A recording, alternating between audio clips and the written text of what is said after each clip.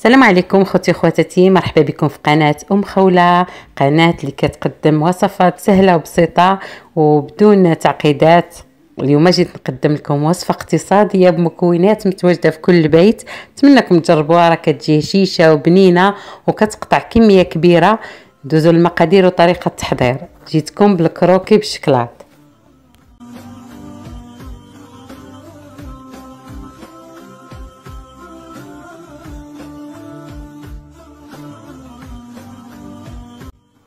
بالنسبه لهاد الوصفه وصفه اقتصاديه، مقاديرها متواجده في كل بيت.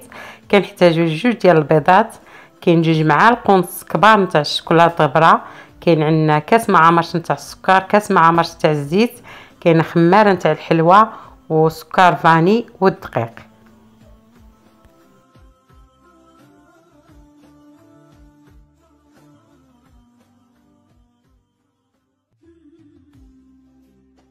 كناخذوا بول او انيه اللي غادي نخدموا فيها هاد الحلوى. كنديروا قبيصه ديال الملحه، كنديروا 2 ديال البيضات، كنخدموهم مزيان مع السكر. بعد ما خدمنا البيض والسكر كنزيدوا عليهم الزيت وكنستمروا في الخلط.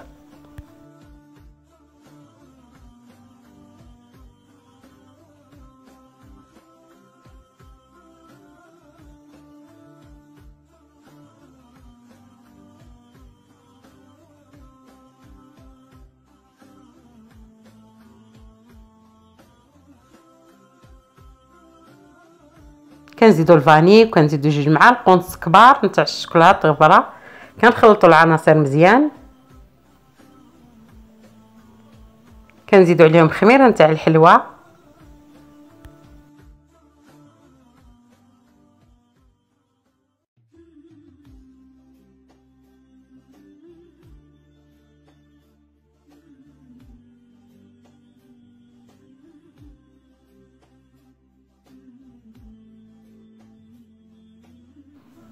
كنزيدوا الدقيق على حسب الخليط.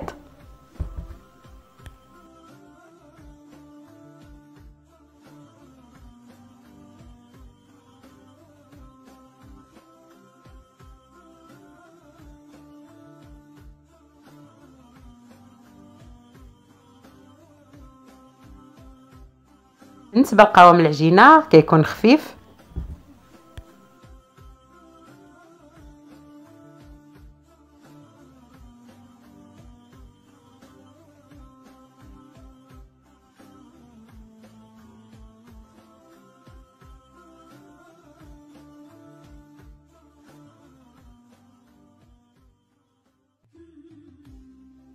بعد ما جمعنا العجينه كنشكلوها على شكل كويرات، ومن بعد كنحربلوها كما راه موضح عندكم في الفيديو.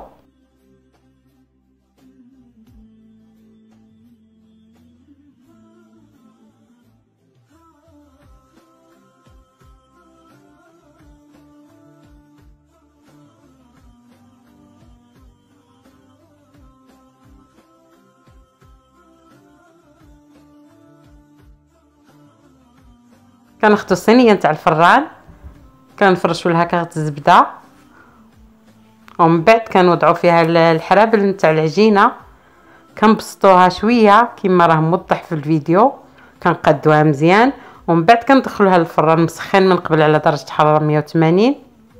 كنديروها من الفوق وكنردوها لتحت.